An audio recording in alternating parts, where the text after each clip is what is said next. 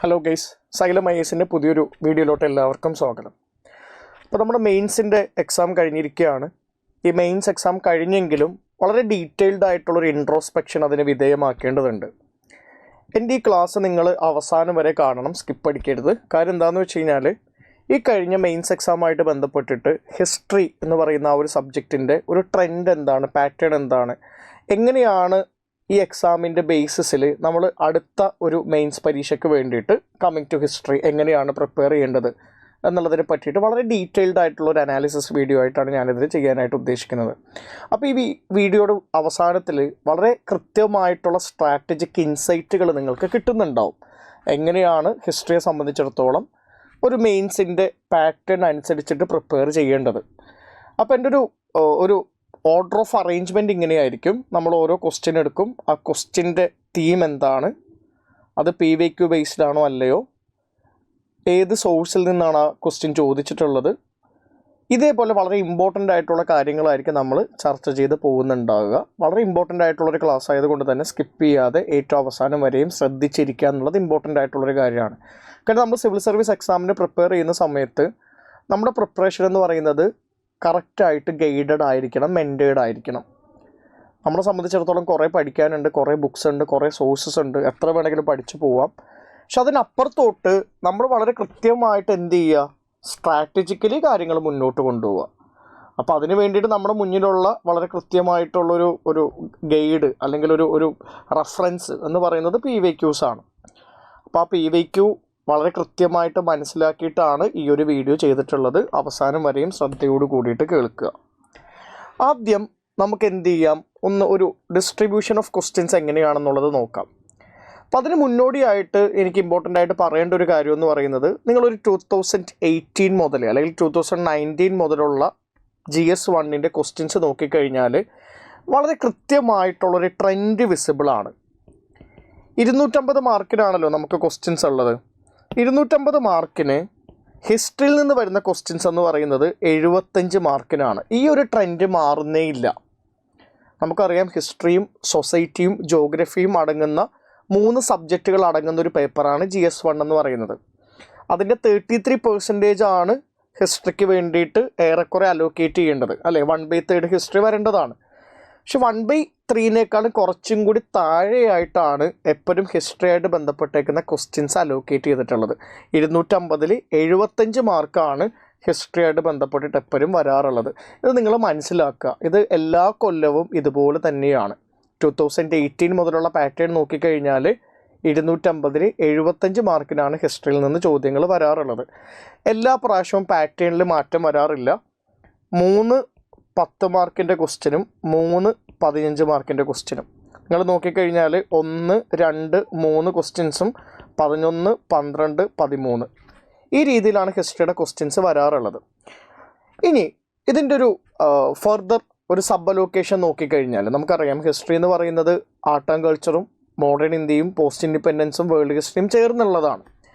അതിൻ്റെ ഒരു അറേഞ്ച്മെൻറ്റ് നോക്കിക്കഴിഞ്ഞാൽ കഴിഞ്ഞ കുറച്ച് കൊല്ലങ്ങളായിട്ട് ആർട്ട് ആൻഡ് കൾച്ചറിൽ നിന്നാണ് ഏറ്റവും കൂടുതൽ ചോദ്യങ്ങൾ വരുന്നത്.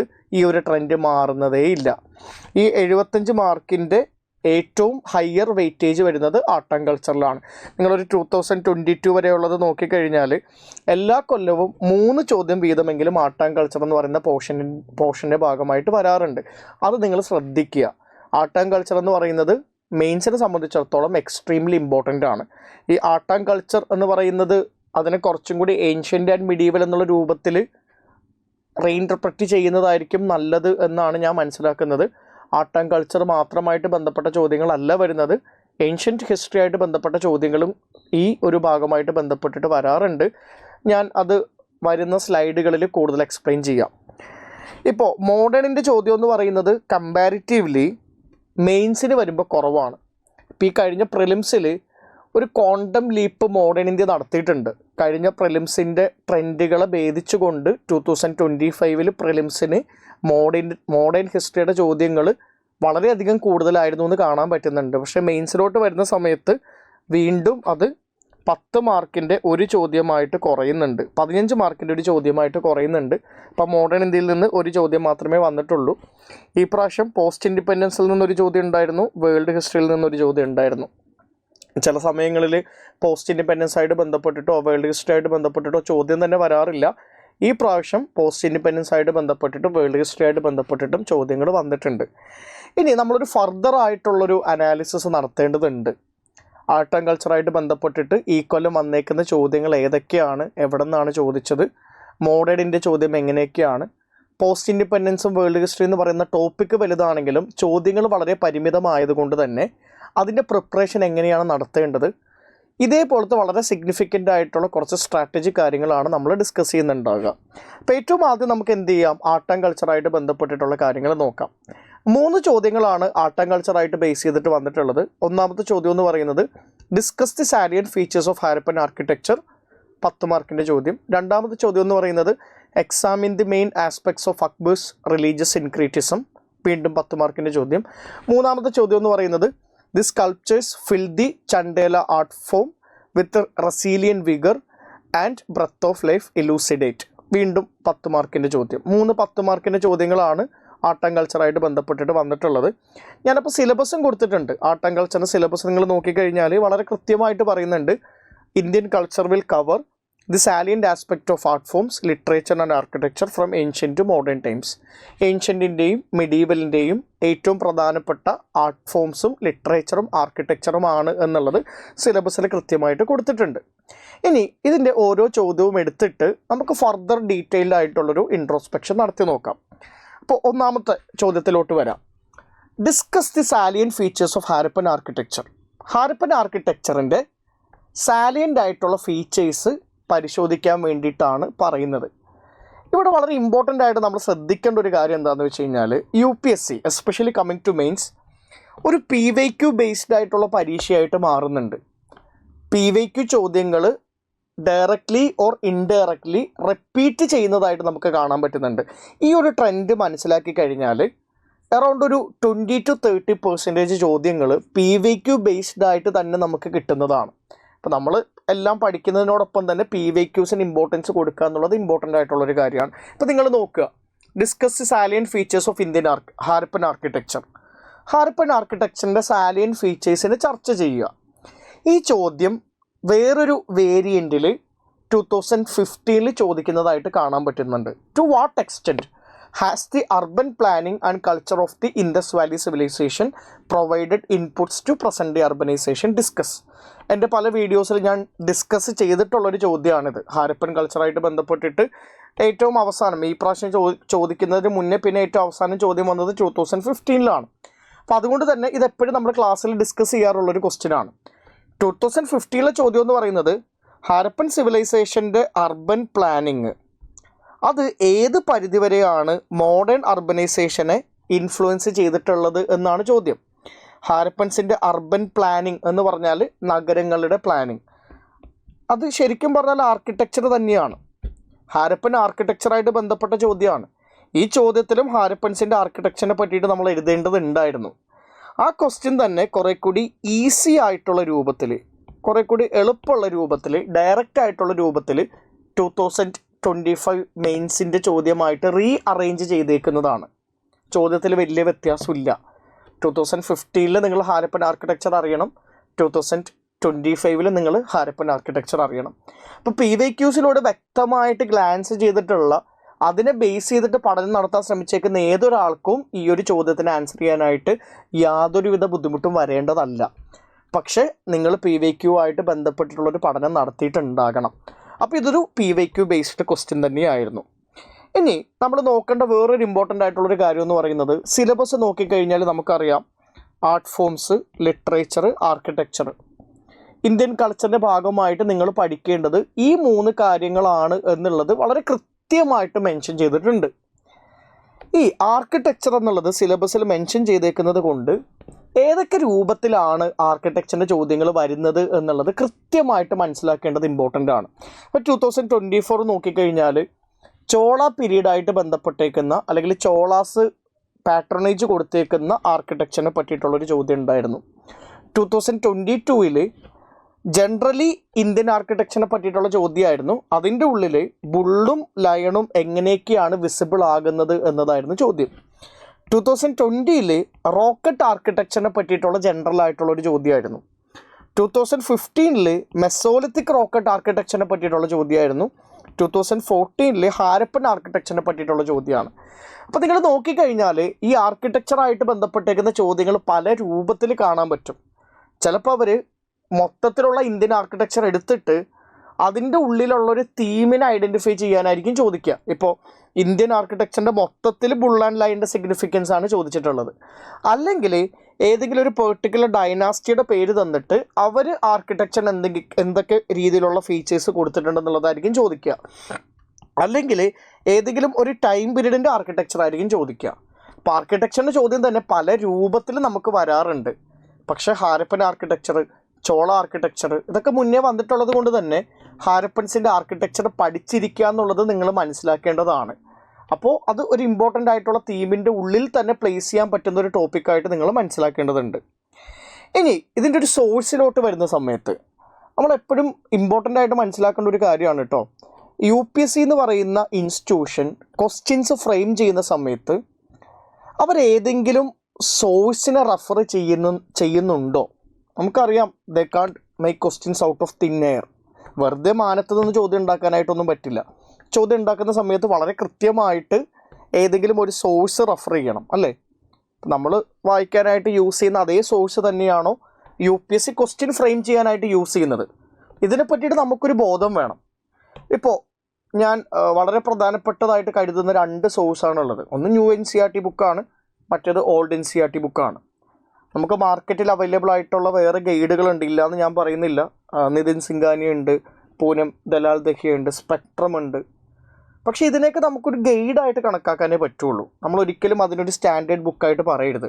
പൊതുവേ സ്റ്റാൻഡേർഡ് ബുക്കായിട്ട് ഞാൻ ഈ പറഞ്ഞ ബുക്കുകളൊക്കെ ഉൾപ്പെടുത്തുമെങ്കിൽ പോലും ശരിക്കും സ്റ്റാൻഡേർഡ് ബുക്കിങ്ങിൻ്റെ മീനിങ്ങിൽ വരുന്നത് വളരെ ഫേമസ് ആയിട്ടുള്ള റെപ്യൂട്ടഡ് ആയിട്ടുള്ള ഹിസ്റ്റോറിയൻസ് എഴുതുന്ന ബുക്കോ അല്ലെങ്കിൽ ഇന്ത്യയുടെ ഒഫീഷ്യൽ ബുക്കായിട്ട് അറിയപ്പെടുന്ന NCERTസിനെയോ മാത്രമേ നമുക്ക് എന്ത് ചെയ്യാൻ പറ്റുള്ളൂ, ഒരു സ്റ്റാൻഡേർഡ് ബുക്കായിട്ട് കാണാൻ പറ്റുള്ളൂ. ബാക്കിയുള്ള ബുക്സിനെ നമ്മൾ ഗൈഡായിട്ടാണ് കൺസിഡർ ചെയ്യേണ്ടത്.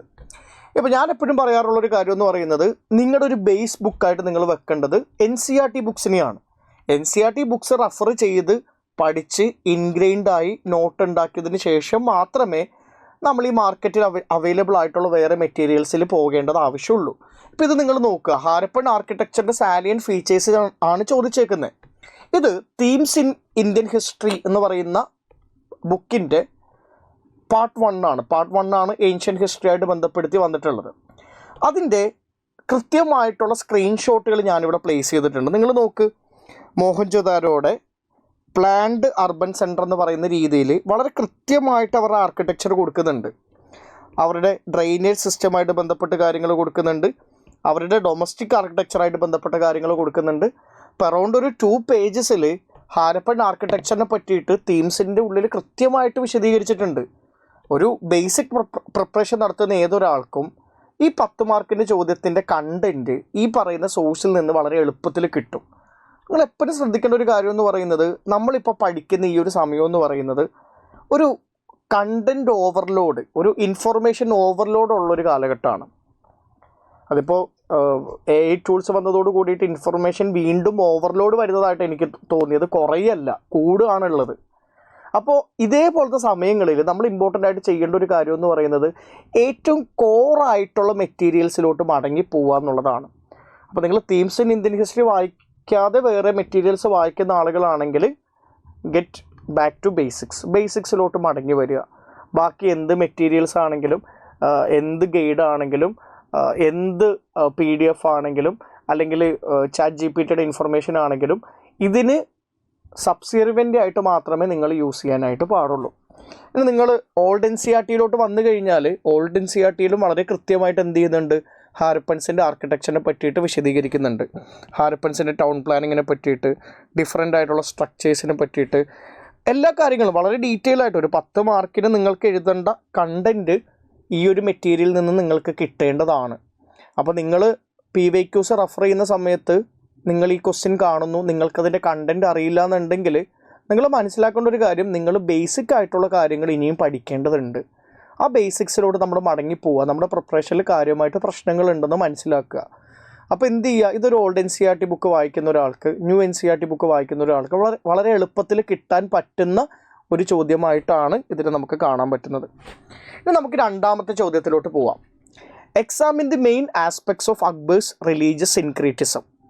അക്ബറിൻ്റെ റിലീജിയസ് സിൻക്രീറ്റിസത്തിൻ്റെ മെയിൻ ആസ്പെക്ട്സിനെ പരിശോധിക്കുക, എക്സാമിൻ ചെയ്യുക. അപ്പോൾ ഈ ചോദ്യം വന്നേക്കുന്നത് ഇന്ത്യൻ കൾച്ചറായിട്ട് ബന്ധപ്പെട്ടിട്ടാണ്.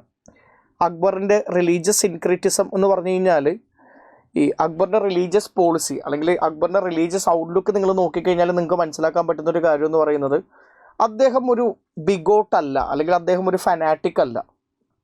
ഇന്ത്യ എന്ന് പറയുന്ന മൾട്ടി റിലീജിയസ് ആയിട്ടുള്ള മൾട്ടി കൾച്ചറൽ ആയിട്ടുള്ള സൊസൈറ്റിയുടെ എല്ലാ ആസ്പെക്ട്സിനെയും ഉൾക്കൊണ്ടുകൊണ്ട് താൻ ചെയ്തേക്കുന്ന പെയിൻറ്റിങ് ആണെങ്കിലും ആർക്കിടെക്ചർ ആണെങ്കിലും മോണുമെൻറ്റ്സ് ആണെങ്കിലും പൊളിറ്റിക്കൽ പോളിസീസ് ആണെങ്കിലും എല്ലാ കാര്യത്തിലും ആ ഒരു ടോളറൻസ്, ആ ഒരു സിൻക്രീറ്റിസം, ആ ഒരു മൾട്ടിപ്പിൾ ആയിട്ടുള്ള കാര്യങ്ങളെ ഉൾക്കൊള്ളാൻ വേണ്ടിയിട്ടുള്ള ആ ഒരു ഇനിഷ്യേറ്റീവ് അദ്ദേഹത്തിൻ്റെ ഭാഗത്ത് നമുക്ക് കാണാനായിട്ട് പറ്റും.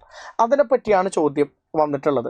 ഈ അക്ബേഴ്സ് റിലീജിയസ് സിൻക്രീറ്റിസത്തിനെ ദിൻ ഇലാഹി എന്ന് പറയുന്ന റിലീജിയൻ മാത്രമായിട്ട് ചുരുക്കുന്നതായിട്ട് ഞാൻ പലപ്പോഴും കണ്ടിട്ടുണ്ട്. പക്ഷേ അതിനേക്കാളും ബ്രോഡർ ആയിട്ടാണ് നമ്മൾ അക്ബറിൻ്റെ റിലീജിയസ് സിൻക്രീറ്റിസിനെ കാണേണ്ടത്.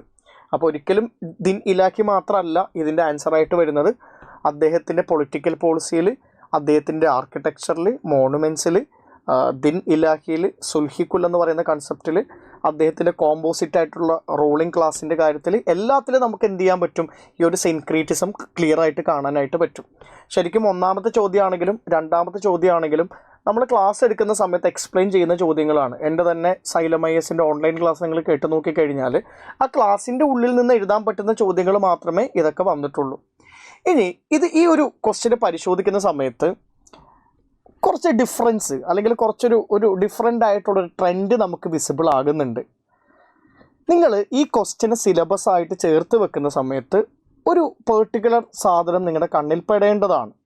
സിലബസിൽ എന്താ പറയുന്നത്? Indian culture will cover salient aspects of art forms, literature, architecture from ancient to modern times.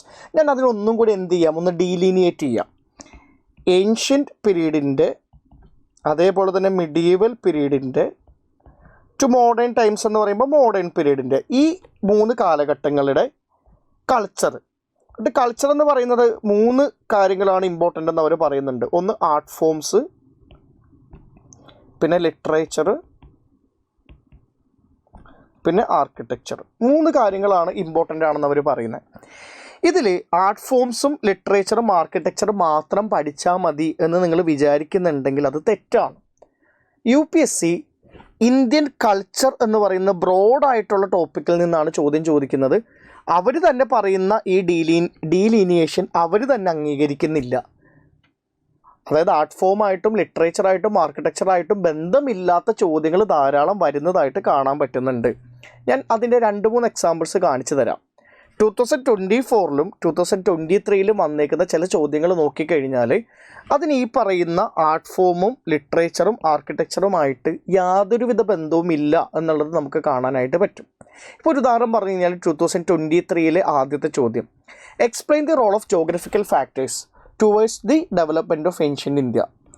Ancient ഇന്ത്യയുടെ ഡെവലപ്മെൻറ്റിന് വേണ്ടിയിട്ട് ജോഗ്രഫിക്കൽ ഫാക്ടേഴ്സിൻ്റെ റോൾ എന്താണ്? ഇതിലെവിടെയാണ് ആർട്ടുള്ളത്, ലിറ്ററേച്ചറുള്ളത്, ആർക്കിടെക്ചറുള്ളത്? ഒന്നുമില്ല അല്ലേ. ഇനി രണ്ടാമത്തെ ചോദ്യം നോക്കാം. What are the main features of Vedic society and religion? Vedic പീരീഡിൻ്റെ സൊസൈറ്റിയും റിലീജനും ഫീച്ചേഴ്സ് എന്താണെന്നാണ് ചോദ്യം വരുന്നത്. അതിലും എന്താണ്? ലിറ്ററേച്ചറോ ആർട്ട് ഫോമോ ആർക്കിടെക്ചറോ ഇല്ല. ഇനി മൂന്നാമത്തെ ചോദ്യം നോക്കണേ. What were the major technological changes introduced during the sultanate period? Sultanate പീരീഡിൻ്റെ ടെക്നോളജിക്കൽ ചേഞ്ചസിനെ പറ്റിയിട്ടാണ് ചോദ്യം. Nothing related with art forms, literature and architecture. ഒരു ബന്ധവും ഇല്ല. അപ്പോൾ നിങ്ങൾ മനസ്സിലാക്കേണ്ട ഒരു കാര്യം എന്ന് പറയുന്നത് UPSC തന്നെ പറയുന്ന സിലബസിൽ നിന്ന് കുറച്ച് വ്യത്യസ്തമായി കുറേ കൂടി ഡിഫറെൻ്റ് ആയിട്ടുള്ളൊരു പാറ്റേൺ അവർ ഡെവലപ്പ് ചെയ്യുന്നുണ്ട്. ഇന്ത്യൻ കൾച്ചർ എന്ന് പറയുമ്പോൾ പോലും നമ്മൾ എന്ത് ചെയ്യണം? ആ സിലബസിനെ ഏൻഷ്യൻറ്റ് ആൻഡ് മിഡീവൽ ഹിസ്റ്ററി എന്ന് പറയുന്ന രൂപത്തിൽ വായിക്കേണ്ടത് ഇമ്പോർട്ടൻ്റ് ആണ്.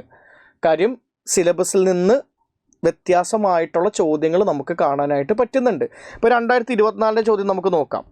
Underline the changes in the field of society and economy from Rigvedic to later Vedic period. Rigvedic പീരീഡിൽ നിന്ന് ലേറ്റർ വേദിക് പീരീഡിലോട്ട് മാറിയ സമയത്ത് സൊസൈറ്റിയിലും എക്കണോമിയിലും വന്ന മാറ്റങ്ങൾ എന്താണെന്ന് പറയാനാണ് പറയുന്നത്. അതിലെവിടെ ആർട്ട് ഫോമും ലിറ്ററേച്ചറും ആർക്കിടെക്ചറും വരുന്നത്? വന്നിട്ടില്ല. അപ്പോൾ അത് നിങ്ങൾ ശ്രദ്ധിക്കേണ്ട ഒരു കാര്യമാണ്, മനസ്സിലായോ? UPSC സിലബസിൻ്റെ പുറത്ത് നിന്ന് ചോദിക്കുന്നുണ്ട്. ആ ഒരു രീതിയിലാണ് നമ്മളിതിനെ മനസ്സിലാക്കേണ്ടത്. അപ്പോൾ കൾച്ചറൽ ആയിട്ടുള്ള ആസ്പെക്ട്സിന് അപ്പുറത്തോട്ട് സൊസൈറ്റൽ, എക്കണോമിക്, പൊളിറ്റിക്കൽ ആയിട്ടുള്ള കാര്യങ്ങൾ നമ്മൾ മനസ്സിലാക്കേണ്ടതുണ്ട്. അപ്പോൾ നിങ്ങൾ എന്ത് ചെയ്യുക, കൾച്ചർ മാത്രമല്ല കുറച്ചൊക്കെ എന്ത് വേണം, ബാക്കിയുള്ള പോർഷനും കൂടി ഒന്ന് വായിക്കണം. ഇനി അവർ ചോദിച്ചേക്കുന്ന ചോദ്യങ്ങളൊക്കെ തന്നെയും വളരെ ഡിഫിക്കൽട്ടായിട്ടുള്ള ചോദ്യങ്ങളൊന്നും അല്ല കേട്ടോ, സിലബസിൻ്റെ പുറത്തു നിന്ന് വന്നതാണെങ്കിലും. നമുക്ക് എന്ത് ചെയ്യാം, അക്ബേഴ്സ് റിലീജിയസ് സിൻക്രീറ്റിസം എന്ന് പറയുന്ന ഒരു ടോപ്പിക്ക് നമ്മൾ ഡെയിലി വായിക്കുന്ന സ്റ്റാൻഡേർഡ് ബുക്കിലുണ്ടോ എന്നുള്ളതൊന്ന് നോക്കാം. നിങ്ങൾ നോക്കിയാൽ themes in Indian history, medieval ഇന്ത്യയുടെ ഒഫീഷ്യൽ ബുക്കായിട്ട് നമുക്ക് പറയാൻ പറ്റുന്നത് തീംസ് ഇൻ ഇന്ത്യൻ ഹിസ്റ്ററി എന്ന് പറയുന്ന ക്ലാസ് 11ൻ്റെ ബുക്കാണ്. അതിൻ്റെ ഉള്ളിൽ അക്ബറിൻ്റെ പോളിസീസിനെ പറ്റിയിട്ടും മുഗൾസ് ഇൻ ലാർജ് പോളിസീസിനെ പറ്റിയിട്ടും പറയുന്നതായിട്ട് കാണാൻ പറ്റുന്നുണ്ട്. അതിൽ എ യൂണിഫയിങ് ഫോഴ്സ് എന്ന് പറയുന്ന ഹെഡിങ്ങിൻ്റെ കീഴെയായിട്ട് വളരെ ഡീറ്റെയിൽ ആയിട്ട് അക്ബറിൻ്റെ പോളിസീസിനെ പറ്റി പറയുന്നുണ്ട്.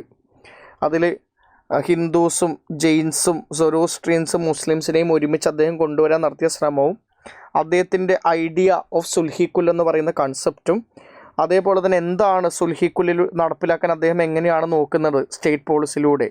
The nobility under Mughals was a composite one comprising Irani, Turani, Afghani, Rajput etcetera.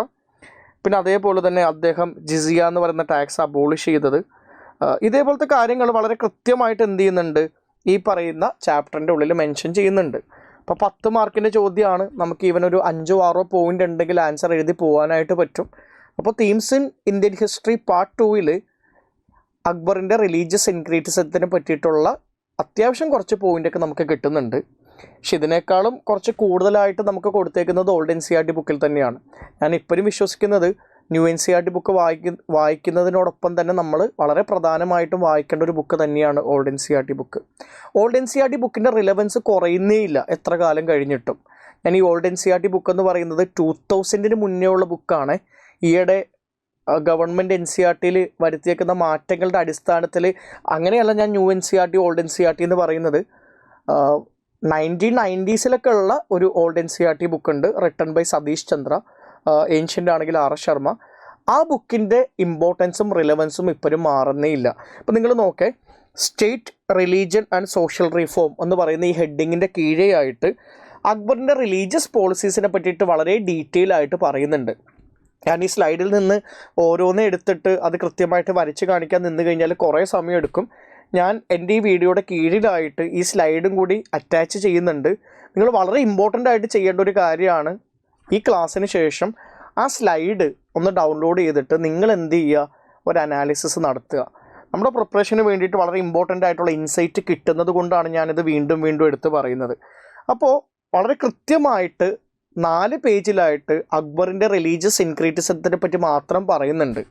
Over A period of ടൈമിൽ അക്ബർ എസ് എ കിങ് എങ്ങനെയാണ് റിലീജിയസ്ലി ടോളറൻ്റ് ആകുന്നത്, ഇൻക്ലൂസീവ് ആകുന്നത്, അദ്ദേഹത്തിൻ്റെ പൊളിറ്റിക്കൽ പോളിസിയുടെ ഭാഗമായിട്ട് അദ്ദേഹം എല്ലാ തരം റിലീജിയസ് ആളുകളെയും അദ്ദേഹത്തിൻ്റെ റൂളിംഗ് ക്ലാസ്സിൻ്റെ ഭാഗമാക്കുന്നത്, രാജ്പുട്ടുകളായിട്ട് വളരെയധികം നല്ല ബന്ധം അദ്ദേഹം സ്ഥാപിക്കുന്നതും മാട്രിമോണിയലായിട്ടുള്ള റിലേഷൻഷിപ്സിൽ എൻഗേജ് ചെയ്യുന്നതും, അദ്ദേഹത്തിൻ്റെ ഇബാദത്ത് ഖാന എന്ന് പറയുന്ന ഒരു ബിൽഡിംഗ് ഉണ്ടാക്കുന്നതും അവിടെ നടക്കുന്ന റിലീജിയസ് ആയിട്ടുള്ള ഡിസ്കഷൻസ്, അദ്ദേഹത്തിൻ്റെ ഡിക്ലറേഷൻ ഓഫ് മഹ്സർ, അതിലൂടെ അദ്ദേഹം എങ്ങനെയാണ് ഒരു സെക്യുലർ സ്റ്റേറ്റ് ഉണ്ടാക്കാൻ ശ്രമിക്കുന്നത്, അദ്ദേഹത്തിൻ്റെ പ്രൊക്ലമേഷൻ ഓഫ് സുൽഹിക്കുൽ എന്ന് പറയുന്ന ഒരു ഐഡിയ, പീസ്ഫുൾ കോ എക്സിസ്റ്റൻസ് തരുന്ന സെക്യുലറിസം കൃത്യമായിട്ട് മുന്നോട്ട് വെക്കുന്ന അദ്ദേഹത്തിൻ്റെ ഒരു ഐഡിയ, ദിൻ ഇലാഹി എന്ന് പറയുന്ന സോക്കോൾഡ് റിലീജൻ, അത് റിലീജൻ ആണെന്നുള്ളത് നമുക്ക് പൂർണ്ണമായിട്ടും ഉറപ്പിച്ച് പറയാൻ പറ്റില്ല, ബട്ട് സോക്കോൾഡ് റിലീജൻ്റെ ഉള്ളിൽ എങ്ങനെയാണ് എല്ലാ റിലീജൻസിൻ്റെയും ഐഡിയാസ് ഉൾക്കൊണ്ടിരിക്കുന്നത്, വളരെ കൃത്യമായിട്ട് 4 പേജിൽ അദ്ദേഹത്തിൻ്റെ റിലീജിയസ് ആയിട്ടുള്ള സിൻക്രീറ്റിസത്തിനെ പറ്റിയിട്ട് ഡീറ്റെയിൽഡ് ആയിട്ടുള്ളൊരു എക്സ്പ്ലനേഷൻ ഉണ്ട്. ഈ ഒരു ബുക്ക് വായിച്ച ഒരാളെ സംബന്ധിച്ചിടത്തോളം 10 മാർക്കിൻ്റെ ഒരു ക്വസ്റ്റ്യൻ എഴുതുക എന്ന് പറയുന്നത് ഒട്ടും ഡിഫിക്കൽട്ടായിട്ടുള്ളൊരു കാര്യമല്ല, provided that you should have red this book. അപ്പോൾ വളരെ ഡീറ്റെയിൽ ആയിട്ട് തന്നെ ഈ ഒരു ബുക്കിൻ്റെ ഉള്ളിൽ കൃത്യമായിട്ട് അദ്ദേഹത്തിൻ്റെ റിലീജിയസ് സിൻക്രീറ്റിസത്തിനെ പറ്റി പറയുന്നതായിട്ട് കാണാൻ പറ്റുന്നുണ്ട്. ഇനി അടുത്ത ചോദ്യത്തിലൂടെ നമുക്ക് കടക്കാം. The sculptors fill the Chandela art form with resilient vigour and breath of life elucidate.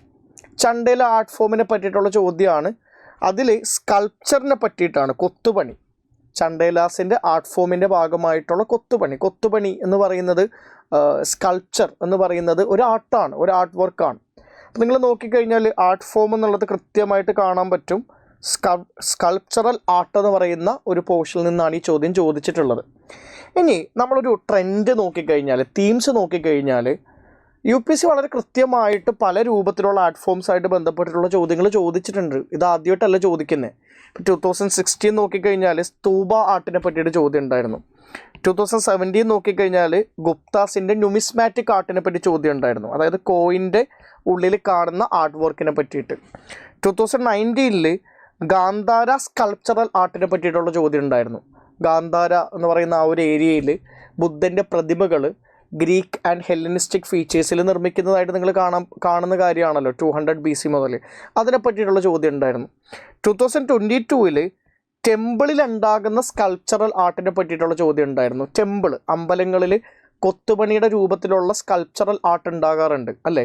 അമ്പലത്തിൻ്റെ ഉള്ളിലുള്ള വിഗ്രഹങ്ങളാണെങ്കിലും അതിൻ്റെ വാൾസിലും അതിൻ്റെ ഈ പറയുന്ന ഓരോ ഏരിയാസിലുമുള്ള സ്കൾപ്ചേഴ്സിനെ പറ്റിയിട്ട് നിങ്ങൾക്ക് അറിയാവുന്നതാണ്. അതിനെപ്പറ്റിയുള്ള ചോദ്യം ഉണ്ടായിരുന്നു. 2024 പല്ലവാസിൻ്റെ ആർട്ടായിട്ട് ബന്ധപ്പെട്ട കോൺട്രിബ്യൂഷനും ചോളാസിൻ്റെ ആർട്ടായിട്ട് ബന്ധപ്പെട്ട കോൺട്രിബ്യൂഷനും 2 സെപ്പറേറ്റ് ആയിട്ടുള്ള ചോദ്യങ്ങൾ ഉണ്ടായിരുന്നു.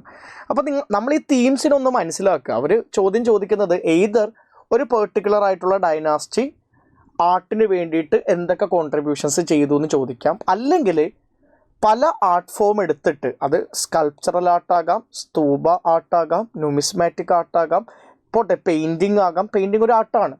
ഇതേപോലത്തെ ഇൻഡിവിജ്വൽ ആയിട്ടുള്ള ആർട്ട് ഫോം എടുത്തിട്ട് അതിനെ പറ്റിയിട്ടുള്ള ചോദ്യം ചോദിക്കാം. ഇപ്പോൾ ഈ ചോദ്യം എന്ന് പറയുന്നത് എന്തായിരുന്നു? 2025 ചണ്ടേല, ചോളാസിനെ പറ്റിയിട്ടും പല്ലവാസിനെ പറ്റിയിട്ടും ചോദിക്കുന്നത് പോലെ ചണ്ടേല എന്ന് പറയുന്ന ഒരു ഡൈനാസ്റ്റിയുടെ എടുത്തിട്ട് അവർ സ്ഥിരം ചോദിക്കാറുള്ള സ്കൾപ്ചറും കൂടി ആഡ് ചെയ്തു. അപ്പോൾ നമ്മൾ ഇതേപോലത്തെ ചോദ്യത്തിന് വേണ്ടിയിട്ട് എക്സ്പെക്റ്റഡ് ആയിരിക്കണം, ആൻറ്റിസിപ്പേറ്റ് ചെയ്തിരിക്കണം. അല്ലാതെ നമ്മൾ ഒരിക്കലും ഒരു PYQനെ മനസ്സിലാക്കാതെ ഒരിക്കലും ഒരു മെയിൻസ് പരീക്ഷയ്ക്ക് വേണ്ടിയിട്ട് പ്രിപ്പയർ ചെയ്യുന്നതിൽ കാര്യമില്ല. നമ്മൾ കൃത്യമായിട്ട് സ്ട്രാറ്റജൈസ് ചെയ്ത് കഴിഞ്ഞാൽ ഒരു 90% ഓഫ് ദി ക്വസ്റ്റ്യൻസ് നമുക്ക് ആൻറ്റിസിപ്പേറ്റ് ചെയ്ത് പോകാനായിട്ട് പറ്റും. അതാണ് നമുക്ക് ഈ ഒരു ട്രെൻഡ് കാണിച്ചു തരുന്നത്. ഇനി ഇതിൻ്റെ ഒരു തീമിലോട്ട് വന്നു കഴിഞ്ഞാൽ, ഞാൻ എക്സാം കഴിഞ്ഞ സമയത്ത് കുട്ടികളുടെ ഒരു ഫീഡ്ബാക്ക് കേട്ടിരുന്നു. അപ്പോൾ അവർ പറഞ്ഞൊരു കാര്യം എന്ന് പറയുന്നത് ചണ്ടേലാസിനെ പറ്റിയിട്ട് കാര്യമായിട്ട് ബുക്കിൻ്റെ ഉള്ളിലൊന്നും മെൻഷൻ ചെയ്യുന്നില്ല. അപ്പോൾ അതുകൊണ്ട് തന്നെ അത് പഠിക്കാനായിട്ട് അവർക്ക് ബുദ്ധിമുട്ടായിരുന്നു. ആ ഒരു ക്വസ്റ്റ്യൻ ഒരിക്കലും പ്രതീക്ഷിച്ചിരുന്നില്ല. അതൊരു ടഫർ സൈഡിലുള്ളൊരു ക്വസ്റ്റ്യൻ ആയിട്ടാണ് അവർ പ്ലേസ് ചെയ്തിട്ടുണ്ടായിരുന്നത്. പക്ഷെ നിങ്ങൾ വളരെ ഇമ്പോർട്ടൻ്റ് ആയിട്ട് പഠിക്കേണ്ട ഒരു ബുക്കാണ് കേട്ടോ, according to me. Introduction to Indian art എന്ന് പറയുന്ന ബുക്ക് വളരെ ഇമ്പോർട്ടൻ്റ് ആയിട്ട് പഠിക്കേണ്ട ഒരു ബുക്കാണ്. ഇന്ത്യൻ ആർട്ടിൻ്റെ ഏറ്റവും പ്രധാനപ്പെട്ട ബുക്ക് എന്ന് പറയുന്നത് it's not actually Nitin Singhania's book, it's actually the NCERT book named introduction to Indian art. ഈ ബുക്ക് വായിക്കാതെ പരീക്ഷയ്ക്ക് പോവാന്ന് പറയുന്നതുണ്ടല്ലോ, ഇറ്റ്സ് നിയർ ടു സൂസൈഡ്. നിങ്ങൾ കഴിഞ്ഞ വർഷങ്ങളിൽ വന്നേക്കുന്ന ആർക്കിടെക്ചർ ബേസ്ഡ് ആയിട്ടുള്ള ചോദ്യങ്ങൾ നോക്കിക്കഴിഞ്ഞ് കഴിഞ്ഞാൽ അതിന് ഭൂരിഭാഗവും ചോദ്യങ്ങൾ ഈ ഒരു ഭാഗത്തു നിന്നാണ് വന്നേക്കുന്നത്. ഞാൻ കുറച്ച് മുന്നേ എടുത്ത മിഡീവൽ ടെമ്പിൾ സ്കൾപ്ചറൽ ആർട്ടിൻ്റെ ചോദ്യം ഇതിൽ നിന്നാണ് വന്നേക്കുന്നത്. ഗാന്ധാര സ്കൾപ്ചർ ആർട്ട് ഇതിൽ നിന്നാണ് വന്നേക്കുന്നത്.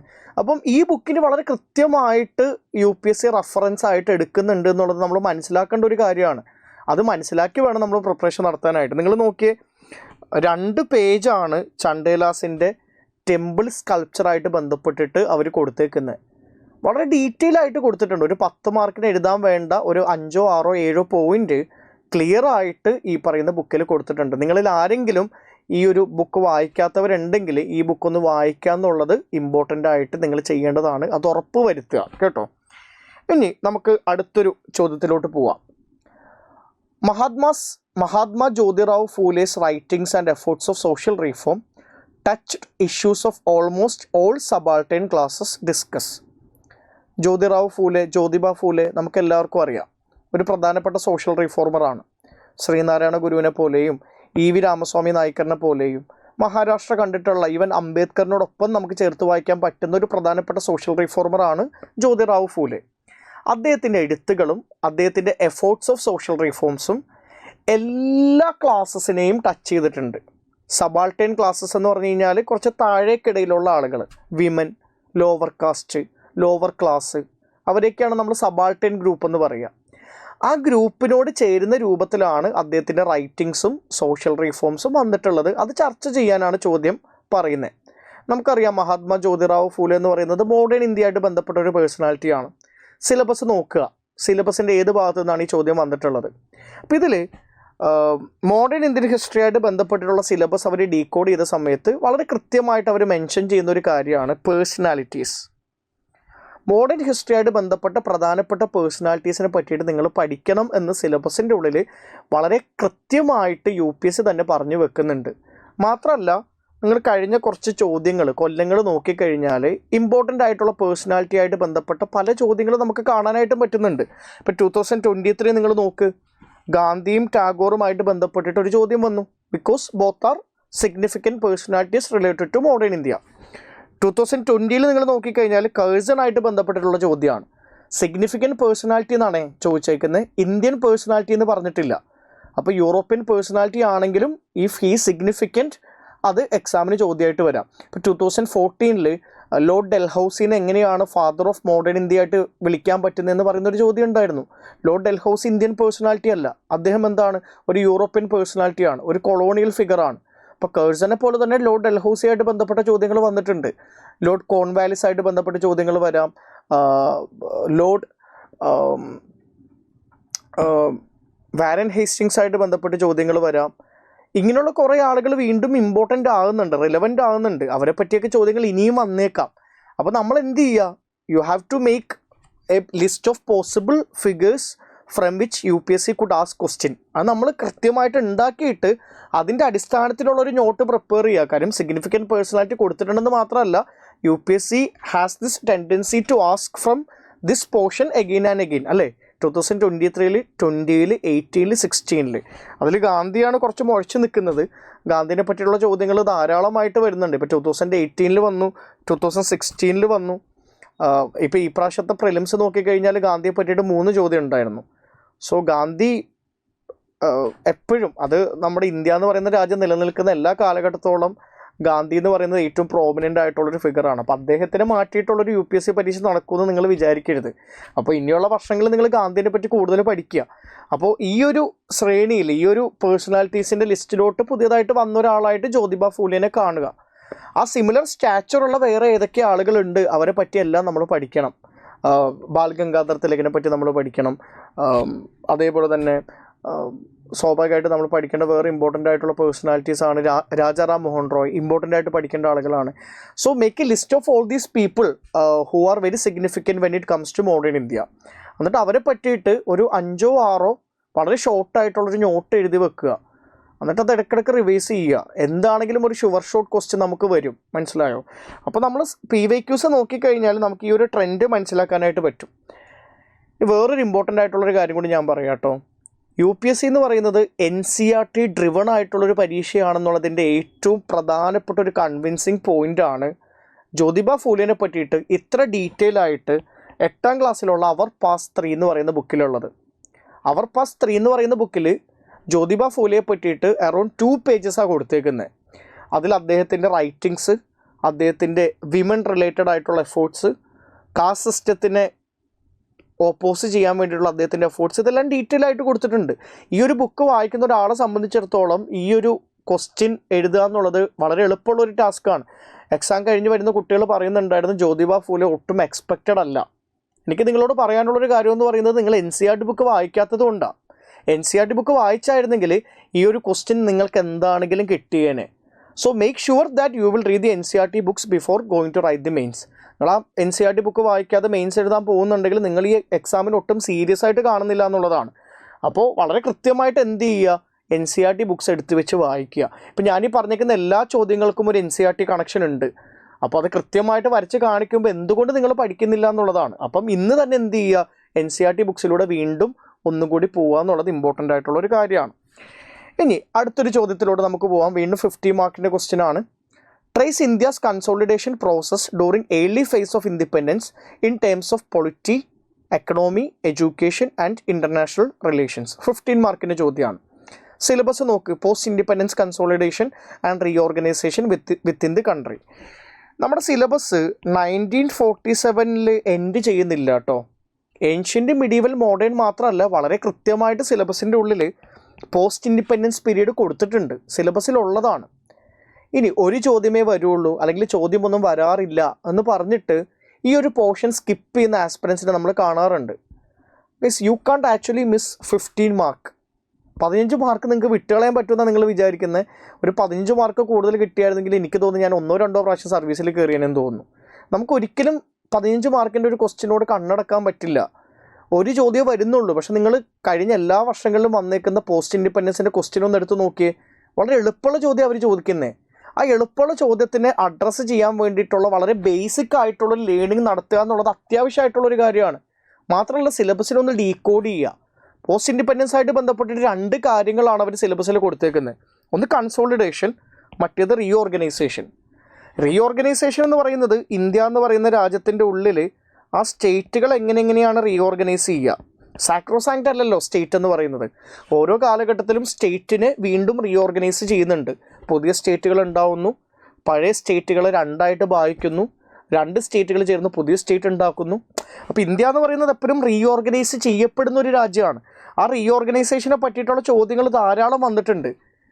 അപ്പോൾ അതുകൊണ്ട് തന്നെ ഈ സ്റ്റേറ്റ് റീഓർഗനൈസേഷൻ എന്ന് പറയുന്നത് വളരെ ഇമ്പോർട്ടൻ്റ് ആയിട്ടുള്ളൊരു തീമാണെന്നുള്ളത് ഐഡൻറ്റിഫൈ ചെയ്യാനായിട്ട് നിങ്ങൾക്കൊരു പ്രയാസവും ഇല്ല.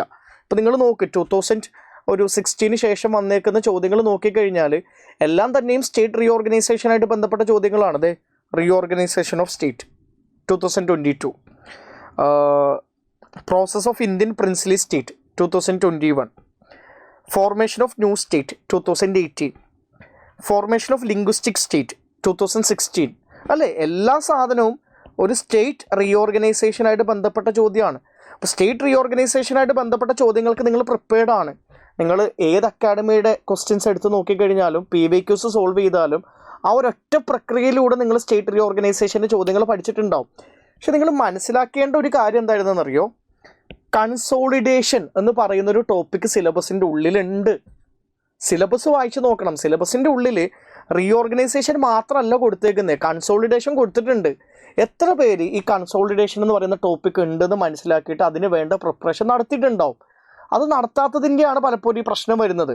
റീഓർഗനൈസേഷൻ അല്ല ചോദ്യം, കൺസോളിഡേഷനെ പറ്റിയിട്ടാണ് ചോദ്യം. അത് മനസ്സിലാക്കുന്നത് ഇമ്പോർട്ടൻ്റ് ആയിട്ടുള്ളൊരു കാര്യമാണ്. ഇനി പോട്ടെ, ഈ പോസ്റ്റ് ഇൻഡിപെൻഡൻസ് എന്ന് പറയുന്ന പീരീഡ് പഠിക്കൽ വളരെ ബുദ്ധിമുട്ടാണെന്നാണ് ഭൂരിഭാഗം ആസ്പിറൻസും പറയാറുള്ളത്. ഇപ്പം ഞാൻ പ്രിപ്പറേഷൻ നടത്തുന്ന സമയത്ത് പോസ്റ്റ് ഇൻഡിപെൻഡൻസ് പീരീഡായിട്ട് ബന്ധപ്പെട്ടിട്ട് ഞങ്ങൾ റിലേ ചെയ്തിരുന്ന 2 ബുക്കാണ് ഉള്ളത്. ഒന്ന് ഇന്ത്യ ആഫ്റ്റർ ഗാന്ധി, രാമചന്ദ്ര ഗുഹയുടെ ബുക്ക്, അല്ലെങ്കിൽ ഇന്ത്യ ആഫ്റ്റർ ഇൻഡിപെൻഡൻസ് എന്ന് പറയുന്ന ബിപിൻ ചന്ദ്രയുടെ ബുക്ക്. ഈ 2 ബുക്കും ലിറ്ററലി നമുക്ക് എന്ത് ചെയ്യാം, ഒരു പില്ലോ ആയിട്ട് യൂസ് ചെയ്യാം. 600-700 പേജുള്ള ഇത്ര അട്ടിയുള്ളൊരു ബുക്കാണ്. അപ്പോൾ ആ ഒരു കാലഘട്ടത്തിൽ നമ്മൾ എന്ത് ചെയ്യുന്നില്ല, നമ്മൾ പല ആളുകൾ ഇത് പഠിക്കാൻ ശ്രമിക്കുന്നുണ്ട്, കുറേ ആളുകൾ ഇത് കംപ്ലീറ്റ്ലി സ്കിപ്പ് ചെയ്യുന്നുണ്ട്. അപ്പോൾ ഇപ്പോഴും പല ടീച്ചേഴ്സും പല മെൻറ്റേഴ്സും പോസ്റ്റ് ഇൻഡിപെൻഡൻസ് ആയിട്ട് ബന്ധപ്പെട്ടിട്ട് ഈ ചെറിയ ബുക്ക് വായിക്കാനായിട്ട് കുട്ടികളോട് ആവശ്യപ്പെടാറുണ്ട്. ശരിയാ, നമുക്ക് ആ ബുക്ക് വായിക്കാനുള്ള സമയമില്ല. പക്ഷെ അത് പറഞ്ഞിട്ട് നമുക്ക് 15 മാർക്കിൻ്റെ ഒരു ക്വസ്റ്റ്യൻ അങ്ങോട്ട് വിട്ടുകളയാൻ പറ്റുമോ? ഇല്ല. പിന്നെ നമ്മൾ എന്താ ചെയ്യേണ്ടത്? ഏതെങ്കിലും ബുക്ക്, NCERT ബുക്ക് ഈ ഒരു ടോപ്പിക്കിനെ അഡ്രസ്സ് ചെയ്യുന്നതുണ്ടോ എന്നുള്ളത് നോക്കി ഉറപ്പ് വരുത്തുകയാണ് വേണ്ടത്. അങ്ങനെ നിങ്ങൾ നോക്കുകയാണെന്നുണ്ടെങ്കിൽ നിങ്ങളുടെ കൺമുന്നിൽ വരേണ്ട ഒരു ബുക്കാണ് politics in India since independence എന്ന് പറയുന്ന ബുക്ക്. ഇൻഡിപെൻഡൻസിന് ശേഷമുള്ള ഇന്ത്യയുടെ പൊളിറ്റിക്കൽ പ്രോസസ്സിനെ പറ്റിയിട്ടാണല്ലോ സിലബസിലുള്ളത്, അല്ലേ? ഇനി അതിൻ്റെ കണ്ടൻറ് ഒന്ന് നോക്കണേ. ചലഞ്ചസ് ഓഫ് നേഷൻ ബിൽഡിംഗ്, എറ of one party dominance, politics of planned development, India's external relation. അപ്പോൾ ഈ നേഷൻ ബിൽഡിംഗ് എന്ന് പറഞ്ഞിട്ട് എല്ലാ ചലഞ്ചും കൊടുത്തിട്ടുണ്ടാവും. വൺ പാർട്ടി ഡോമിനൻസ് എന്ന് പറയുന്നത് ബേസിക്കലി പൊളിറ്റിക്കലായിട്ടുള്ള പ്രശ്നങ്ങളെ പറ്റിയിട്ടാണ്. പൊളിറ്റിക്സ് ഓഫ് പ്ലാൻഡ് ഡെവലപ്മെൻറ്റ് എന്ന് പറയുന്നത് എക്കണോമിക് ആയിട്ടുള്ള പ്രശ്നങ്ങളെ പറ്റിയിട്ടാണ്. മൂന്നാമത്തത് എക്സ്റ്റേണൽ റിലേഷൻസിനെ പറ്റിയിട്ടാണ്. ഇനി നിങ്ങൾ ആ ക്വസ്റ്റ്യൻ ഒന്ന് എടുത്ത് നോക്കിയേ. Consolidation, economy, polity, education, IR. അതായത് ഇതിൻ്റെ കണ്ടൻറ്റ് പേജ് എടുത്തു വെച്ചിട്ടാണെന്ന് തോന്നുന്നു UPSC ക്വസ്റ്റ്യൻ ഉണ്ടാക്കിയത്. അപ്പോൾ ദയവ് ഇത് ആരും വന്നിട്ട് ഇത് ഡിഫിക്കൽട്ടായിട്ടുള്ള ചോദ്യമാണ്, NCERT ബുക്കിലൊന്നുമില്ല, അതെങ്ങനെ ഞങ്ങൾ പഠിക്കുമെന്നൊന്നും പറയാൻ നിൽക്കരുത്. ഈ ബുക്ക് നിങ്ങൾ മിനിമം വായിച്ച് പോവേണ്ടതാണ്. പോസ്റ്റ് ഇൻഡിപെൻഡൻസ് എന്ന് പറയുന്ന ഒരു ടോപ്പിക്ക് സിലബസിൽ കിടക്കുന്നത് കൊണ്ട് ഈ ബുക്കെങ്കിലും നിങ്ങൾ മിനിമം വായിച്ച് പോവേണ്ടതാണ്. ഞാൻ വേറൊരു കാര്യം പറയാം കേട്ടോ. ചില വർഷങ്ങളിൽ ചോദ്യം വരാറില്ല, ചില വർഷങ്ങളിൽ ഒരു ചോദ്യം വരും. ഇപ്പോൾ ഈ പ്രാവശ്യം ഒരു ചോദ്യം വന്നു, നാളെ 2-3 ചോദ്യം വന്നാലോ? ഞാൻ എപ്പോഴും പറയാറുണ്ട്, UPSC എന്ന് പറയുന്നത് ഒരു അൺപ്രഡിക്റ്റബിൾ സൈക്കോ സർവീസ് കമ്മീഷനാണ്. ഒട്ടും പ്രഡിക്റ്റ് ചെയ്യാൻ പറ്റാത്ത ഒരു സൈക്കോനെ പോലെ ബിഹേവ് ചെയ്യുന്ന ഒരു ഇൻസ്റ്റിറ്റ്യൂഷനാണ്. നമ്മൾ വിചാരിക്കുന്ന ഒരു ക്വസ്റ്റ്യൻ പാറ്റേൺ തന്നെ വരണമെന്നില്ല. 3 ചോദ്യം വന്നിട്ട് 3 ചോദ്യം വിട്ടുകളയാൻ പറ്റുമോ? അപ്പോൾ നിങ്ങൾ ചെയ്യേണ്ട മിനിമം കാര്യം എന്ന് പറയുന്നത് മെയിൻസ് എഴുതാൻ ആഗ്രഹിക്കുന്ന ആളുകൾ എന്ത് ചെയ്യണം, ഈ ഒരു ബുക്ക് വായിച്ചിട്ട് വേണം പോകാനായിട്ട്. ഇനി വളരെ ഇൻട്രസ്റ്റിങ്ങും ഈസിയുമായിട്ടുള്ള റീഡിംഗ് ആണ് കേട്ടോ ഈ ബുക്ക് നിങ്ങൾക്ക് തരുന്നത്. അതുകൊണ്ട് ഒരിക്കലും ഇത് വായിക്കാതെ പോകരുത്. ഇനി അടുത്ത ചോദ്യം, the French revolution has enduring relevance to the contemporary world explain. French റവല്യൂഷൻ്റെ ഇന്നത്തെ വേൾഡിന് വേണ്ടിയിട്ടുള്ള റിലവൻസ് എന്താണ്, അതിനെ എക്സ്പ്ലെയിൻ ചെയ്യാനാണ് പറയുന്നത്. ഞാൻ നേരത്തെ ആർട്ട് ആൻഡ് കൾച്ചറായിട്ട് ബന്ധപ്പെട്ടിട്ട് ഔട്ട് ഓഫ് സിലബസ് ചോദ്യം ചോദിക്കുന്ന ഒരു ടെൻഡൻസി UPSC ഉണ്ടെന്ന് പറഞ്ഞിരുന്നു. അതേ ടെൻഡൻസി തന്നെ ഇവർ കാണിക്കുന്ന വേറൊരു ടോപ്പിക്കാണ് ഈ വേൾഡ് ഹിസ്റ്ററി എന്ന് പറയുന്നത്. ഈ വേൾഡ് ഹിസ്റ്ററിയുടെ സിലബസ് അവർ കുറേ കൂടി കൃത്യമായിട്ട് ഡീലിനിയേറ്റ് ചെയ്തിട്ടുണ്ട്. അവർ പറയുന്നുണ്ട് 18ാം സെഞ്ച്വറി മുതൽ, അതായത് 1700 മുതലുള്ള കാര്യങ്ങളാണ് പഠിക്കാനുള്ളത്. എന്നിട്ട് എന്തൊക്കെയാണെന്ന് പറയുന്നുണ്ട്: industrial revolution, world war, redrawing of national boundary, colonisation, decolonisation, political philosophy like communism, capitalism, socialism, their forms and effect on the society. ഈ ഒരു ടോപ്പിക്കായിട്ട് നമുക്ക് ഡയറക്റ്റ്ലി ഫ്രഞ്ച് റവല്യൂഷനെ കണക്ട് ചെയ്യാൻ പറ്റില്ല. ഇൻഡയറക്ട്ലി കണക്ട് ചെയ്യാൻ പറ്റും. കാരണം French revolution is leading to redrawing of national boundary. അപ്പോൾ redrawing of national boundary ആയിട്ട് ബന്ധപ്പെടുത്തിയിട്ട് വേണമെങ്കിൽ ഫ്രഞ്ച് റവല്യൂഷന് പറയാം. അല്ലെങ്കിൽ ഫ്രഞ്ച് റവല്യൂഷൻ പല രൂപത്തിലും ഡീകോളനൈസേഷൻ എതിർക്കാനായിട്ട് ശ്രമിക്കുന്നുണ്ട്, വേണമെങ്കിൽ പറയാം. പക്ഷെ ഇങ്ങനെയൊക്കെ പറയുമ്പോഴും ഡയറക്റ്റ്ലി ഫ്രഞ്ച് റവല്യൂഷൻ എന്ന് പറയുന്നത് സിലബസിൽ ഇല്ല. പക്ഷെ നമ്മൾ എന്ത് ചെയ്യണം, PYQs എടുത്തിട്ട് ഫ്രഞ്ച് റവല്യൂഷൻ പോലത്തെ ടോപ്പിക്ക് പഠിക്കേണ്ടതുണ്ടോ എന്നുള്ളത് ഒന്ന് അനാലിസിസ് നടത്തേണ്ടത് അത്യാവശ്യമാണ്. പല ആസ്പിറൻസും ചോദിക്കാറുണ്ട്, അതായത് ഈ സിലബസിൽ ഇല്ലല്ലോ ഫ്രഞ്ച് റവല്യൂഷൻ, അമേരിക്കൻ റവല്യൂഷനൊക്കെ, അത് പഠിക്കണമെന്നുള്ളത്. ഒന്ന് സിലബസ് എടുത്ത് നോക്കിക്കഴിഞ്ഞാൽ ഒരു വേൾഡ് ഹിസ്റ്ററിയിൽ വളരെ ഇമ്പോർട്ടൻ്റ് ആയിട്ട് പഠിക്കേണ്ട, ഒരിക്കലും വിട്ടുകളയാൻ പറ്റാത്ത കുറച്ച് പോർഷൻസ് ഉണ്ടെന്നും അത് UPSC പറയാതെ പറയുന്നുണ്ടെന്ന് നിങ്ങൾ മനസ്സിലാക്കുക. പിന്നെ വേറൊരു കാര്യം കൂടി ഉണ്ട്, സിലബസിൽ എന്താ പറയുന്നത്, history of the world will include events include ചെയ്യും. 18th സെഞ്ച്വറി മുതലുള്ള ഇവൻറ്റ്സ് ഇൻക്ലൂഡ് ചെയ്യും. സച്ചസ് എന്നാ പറയുന്നത്, ഇതുപോലുള്ള ഇവൻറ്റുകൾ ഇൻക്ലൂഡ് ചെയ്യും. അല്ലാതെ ഇത് കംപ്ലീറ്റ്ലി എക്സോസ്റ്റീവ് ആണെന്ന് പറയുന്നില്ല, ഇതിൻ്റെ പുറത്തുനിന്ന് വരില്ല എന്ന് പറയുന്നില്ല. അപ്പോൾ ഒരു വേൾഡ് ഹിസ്റ്ററിയുടെ ഒരു സ്റ്റുഡൻ്റ് എന്നുള്ള രൂപത്തിൽ നിങ്ങൾ അമേരിക്കൻ റവല്യൂഷനും ഫ്രഞ്ച് റവല്യൂഷനും റഷ്യൻ റവല്യൂഷനും അറിയേണ്ടതാണ്. പിന്നെ റഷ്യൻ റവല്യൂഷനെ നമുക്ക് എന്ത് ചെയ്യാം, കമ്മ്യൂണിസമായിട്ട് ഡയറക്റ്റ്ലി കണക്ട് ചെയ്യാം. പക്ഷെ ഫ്രഞ്ച് റവല്യൂഷനും റഷ്യൻ റവല്യൂഷനും നിങ്ങൾ നിർബന്ധമായിട്ടും പഠിക്കേണ്ടതാണ്. ഈവൻ നിങ്ങൾ എന്ത് പഠിക്കണം, എൻലൈറ്റ്മെൻറ്റ് എന്ന് പറയുന്ന ഒരു ടോപ്പിക്കും കൂടി നിങ്ങൾ പഠിക്കണം. എൻലൈറ്റ്മെൻറ്റ് അതും വിട്ടുകളയാൻ പറ്റാത്തൊരു ടോപ്പിക്കാണ്. സിലബസിൽ ഇല്ലെങ്കിൽ പോലും ഈ പറയുന്ന ടോപ്പിക്സ് പഠിക്കണം. ഞാൻ വേറൊരു കാര്യം കൂടി കാണിച്ചു തരാമേ. 2019 ചോദ്യമാണ്, explain how the foundations of modern world were laid by the American and French revolution. American റവല്യൂഷനും ഫ്രഞ്ച് റവല്യൂഷനും എങ്ങനെയാണ് ഒരു മോഡേൺ വേൾഡിൻ്റെ ഫൗണ്ടേഷൻസ് ലേ ചെയ്യുന്നത്. ഇനി ഈ ചോദ്യം വായിച്ചിട്ട് 2025 മെയിൻസിൻ്റെ ചോദ്യം ഒന്ന് വായിച്ചു നോക്കിയേ. French revolution has enduring relevance to the contemporary world explain. അതായത് ഇതിൽ നിന്ന് അമേരിക്കൻ റവല്യൂഷൻ കട്ട് ഡൗൺ ചെയ്ത് കഴിഞ്ഞാൽ ഏറെക്കുറെ ഈ ചോദ്യമായി മാറിയില്ലേ. പിന്നെ കംപ്ലീറ്റ്ലി ഒരു PYQ ബേസ്ഡ് ചോദ്യമാണ്. ഇനി പോട്ടെ, നിങ്ങൾക്ക് ഇത് ബുക്ക് വായിച്ചിട്ടില്ല എന്ന് പറയുന്ന ആളുകളാണെങ്കിൽ ക്ലാസ് 9th NCERT ബുക്കാണ് India and the contemporary world. ഞാൻ വളരെ ക്ലിയർ ആയിട്ടൊരു കാര്യം നിങ്ങളോട് പറയാം കേട്ടോ, നിങ്ങൾ ശ്രദ്ധിച്ച കാര്യമായിരിക്കും, എന്നാലും ഞാൻ ഒന്നും കൂടി പറയാം. നമ്മൾ പൊതുവെ ഹിസ്റ്ററിയുടെ NCERT ബുക്കായിട്ട് വായിക്കാറുള്ളത് 11th 12th ബുക്കാണ്. ഏൻഷ്യൻ്റ്, മിഡീവൽ, മോഡേൺ ആയിട്ട് ബന്ധപ്പെട്ടിട്ട് themes in Indian history part 1, part 2, part 3 എന്ന് പറയുന്ന 3 ബുക്ക് ഏൻഷ്യൻറ്റിനും മിഡീവലിനും മോഡേണുമായിട്ട് റെസ്പെക്റ്റീവ്ലി ഉണ്ട്. 4ാമതൊരു ബുക്കുണ്ട്, ആ ബുക്കിൻ്റെ പേരാണ് തീംസ് ഇൻ വേൾഡ് ഹിസ്റ്ററി. കുറേ ആളുകൾ themes in world history book വായിക്കുന്നത് ഞാൻ കാണാറുണ്ട്. ഒരിക്കലും ആ ബുക്ക് വായിക്കരുത്. വേറൊന്നും കൊണ്ടല്ല, തീംസ് ഇൻ വേൾഡ് ഹിസ്റ്ററി എന്ന് പറയുന്ന ബുക്കിൻ്റെ ഉള്ളിൽ ancient world, medieval world, modern world ഉണ്ട്. അതിൻ്റെ ഒരു 90% ഓഫ് ദി ടോപ്പിക്സ് വരുന്നത് ഏൻഷ്യൻ്റ് ആൻഡ് മിഡീവൽ വേൾഡിൽ നിന്നാണ്. അത് നമ്മുടെ സിലബസിൻ്റെ പുറത്താണ്. സിലബസിൽ എന്താ പറയുന്നത്, 18th സെഞ്ച്വറി മുതലുള്ളത് പഠിക്കാനാണ് സിലബസിൽ പറയുന്നത്, അതായത് 1700-കൾക്ക് ശേഷമുള്ളത്. പക്ഷെ തീംസ് ഇൻ വേൾഡ് ഹിസ്റ്ററി എന്ന് പറയുന്ന ക്ലാസ് 12th ബുക്കിൻ്റെ 90%ഉം 1700-കൾക്ക് മുന്നേ ഉള്ളതാണ്. ആ ബുക്ക് നിങ്ങൾ വായിക്കേ വേണ്ട ആക്ച്വലി. പക്ഷേ നിങ്ങൾ വായിക്കേണ്ട, സിലബസായിട്ട് ഭയങ്കരമായിട്ട് ബന്ധപ്പെടുത്താൻ പറ്റുന്നൊരു ബുക്കുണ്ട്. അത് ക്ലാസ് 9th ഈ ഒരു ബുക്കാണ്. ഈ ബുക്കിൻ്റെ ഫസ്റ്റ് ചാപ്റ്ററിൻ്റെ പേരാണ് ഫ്രഞ്ച് റവല്യൂഷൻ. അത്യാവശ്യം ഡീറ്റെയിൽഡ് ആയിട്ട് ഫ്രഞ്ച് റവല്യൂഷനെ പറ്റിയിട്ട് അതെങ്ങനെ ഉണ്ടായി എന്നുള്ളത്, അതിൻ്റെ ആഫ്റ്റർ എഫക്ട്സിനെ പറ്റിയിട്ട്, അതിൻ്റെ മോഡേൺ വേൾഡിലുള്ള റിലവൻസിനെ പറ്റിയിട്ട് വളരെ ഡീറ്റെയിൽഡ് ആയിട്ട് ആ ബുക്കിൽ സംസാരിക്കുന്നുണ്ട്. ആ ബുക്ക് നിങ്ങൾ നിർബന്ധമായിട്ടും വായിച്ച് പോവേണ്ടതാണ്. എനിക്കറിയാം നിങ്ങൾ പലപ്പോഴും ഏതെങ്കിലും ഡൽഹി ബേസ്ഡ് അക്കാഡമിയുടെ മെറ്റീരിയൽസ് ആയിരിക്കും വായിക്കാൻ ശ്രമിക്കുന്നുണ്ടാകുക. അത് വായിക്കേണ്ടെന്നൊന്നും ഞാൻ പറയുന്നില്ല. പക്ഷെ നിങ്ങൾ ഈ ക്ലാസ് 9th ബുക്കിനെ വേൾഡ് ഹിസ്റ്ററിക്ക് വേണ്ടിയിട്ട് വായിക്കുന്നില്ല എന്നുണ്ടെങ്കിൽ you are doing A foolish thing. അതെനിക്ക് ഉറപ്പ് പറയാനായിട്ട് പറ്റും. ഈ ബുക്കിൽ നിന്ന് റിപ്പീറ്റഡ് ആയിട്ട് ചോദ്യങ്ങൾ വരുന്നുണ്ട്. അപ്പോൾ ഒന്ന് ശ്രദ്ധിക്കുക. നമ്മൾ ഈ NCERT ബുക്കിൻ്റെ കുറച്ച് കാര്യങ്ങളൊക്കെ ഒന്ന് നോക്കുക. അപ്പോൾ അൾട്ടിമേറ്റ്ലി നമുക്കൊരു കൺക്ലൂഷനിലോട്ട് പോവാം. ഈ കഴിഞ്ഞ മെയിൻസ് പരീക്ഷയായിട്ട് ബന്ധപ്പെട്ടിട്ട് what are the takeaways, എന്തൊക്കെ ടേക്ക് അവേ ആണ് നമുക്കുള്ളത്? ഒന്നാമത്തെ ടേക്ക് അവേ എന്ന് പറയുന്നത് almost all questions are based on NCERT book. NCERT ബുക്കിനെ ബേസ് ചെയ്തിട്ടാണ് എല്ലാ ചോദ്യങ്ങളും വന്നേക്കുന്നത്. ഇപ്പം 6 ചോദ്യം ഞാൻ ഡിസ്കസ് ചെയ്തു. ഈ 6 ചോദ്യത്തിൽ ഏതെങ്കിലും ഒരു ചോദ്യം NCERT ബുക്കിന് പുറത്തുനിന്ന് ഞാൻ പറഞ്ഞിട്ടുണ്ടോ? ഇല്ല. എല്ലാ ക്വസ്റ്റ്യൻസിനെയും നമുക്ക് NCERT ആയിട്ട് റിലേറ്റ് ചെയ്യാൻ പറ്റുന്നതാണ്. അങ്ങനെയെങ്കിൽ എന്തുകൊണ്ട് നിങ്ങൾ NCERT ബുക്ക് വളരെ കൃത്യമായിട്ട് വായിക്കുന്നില്ല? വായിക്കണം, നിർബന്ധമാണ്. രണ്ടാമത്തത്, there is high chances of PYQ being repeated. PYQ repeated ആയിട്ട് വരാനുള്ള ചാൻസസ് വളരെ വളരെ വളരെ കൂടുതലാണ്. ഇപ്പോൾ ഈ പ്രാവശ്യം 6 ചോദ്യത്തിൽ 2 ചോദ്യം PYQയുടെ റിപ്പീറ്റഡ് ചോദ്യമാണ്. ഏറെക്കുറെ അതേ രീതിയിൽ തന്നെ ആ ചോദ്യം റിപ്പീറ്റ് ചെയ്തിട്ടുണ്ട്. അല്ലെങ്കിൽ PYQസിൻ്റെ സൊല്യൂഷൻ നോക്കിക്കഴിഞ്ഞാൽ 2 ചോദ്യം പെട്ടെന്ന് തന്നെ നിങ്ങൾക്ക് എഴുതാനായിട്ട് പറ്റുന്നുണ്ട്. ഇൻഡയറക്റ്റ് ആയിട്ടുള്ള കുറേ ചോദ്യങ്ങളുണ്ട്. ഇനി തീമുകൾ മനസ്സിലാക്കുക. ഇപ്പോൾ ഈ സ്ലൈഡ് എടുത്ത് വെച്ച് നോക്കിക്കഴിഞ്ഞാൽ തന്നെ നിങ്ങൾക്ക് തീം മനസ്സിലാക്കാനായിട്ട് പറ്റും. കാരണം നമ്മുടെ മുന്നിലുള്ള UPSCക്ക് വേണ്ടിയിട്ടുള്ള റെഫറൻസ് എന്ന് പറയുന്നത് PYQs ആണ്.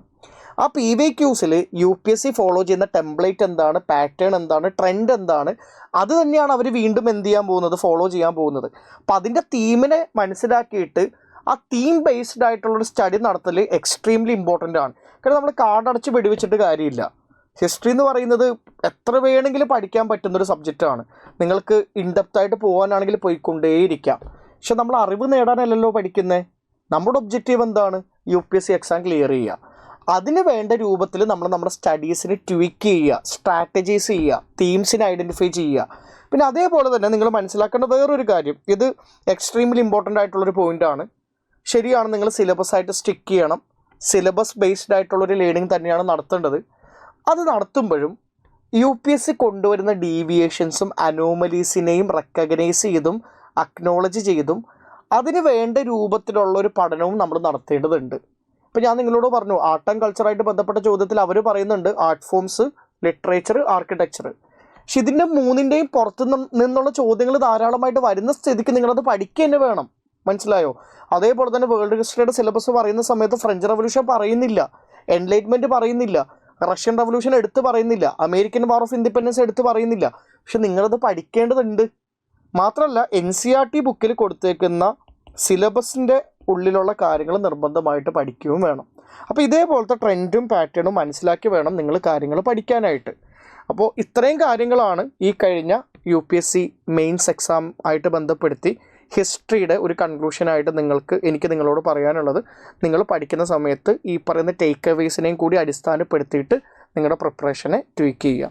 അപ്പോൾ വീണ്ടും നമുക്ക് ഇതേപോലത്തെ വേറൊരു ക്ലാസ്സിൽ കാണാം. Thank you.